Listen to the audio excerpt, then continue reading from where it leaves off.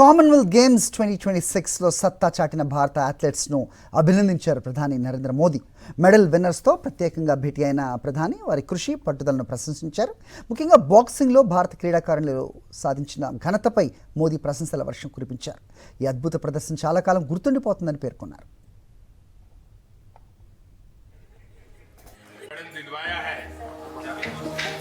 बहुत आशीर्वाद बेटा और थैंक यू सो मच. मैं सर के हाथ से मेरा कल बर्थडे था तो आज सर की बहुत बधाई. वाह ఈ సందర్భంగా బాక్సర్ లవ్లీనా బోర్గోహెయిన్ను ప్రత్యేకంగా ప్రశంసించారు ప్రధాని మోదీ.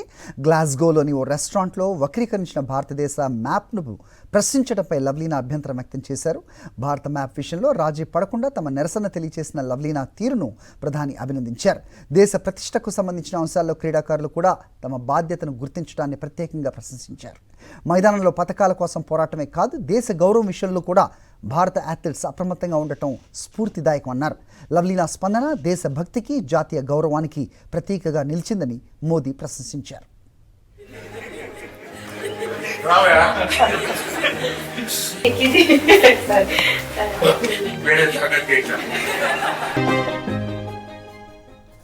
వరుసగా స్వర్ణ పథకాలు సాధించడం, క్రీడాకారులకు పెరుగుతున్న మద్దతు ఇవన్నీ భారత క్రీడా వ్యవస్థలో వస్తున్న మార్పుకు నిదర్శనమన్నారు లవ్లీనా బోర్గోహెయిన్.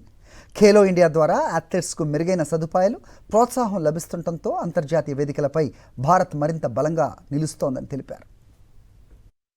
अच्छा परफॉर्मेंस था, लास्ट डे था और सब जीत के गए थे और पूरा इंडिया के लोग थे, तो थोड़ा सा मुझे बुरा लग रहा था तो मैंने उनको अच्छे से बोला, रिक्वेस्ट किया था सर, फिर उन्होंने मान भी लिया. अभी चेंज भी हो गया सर.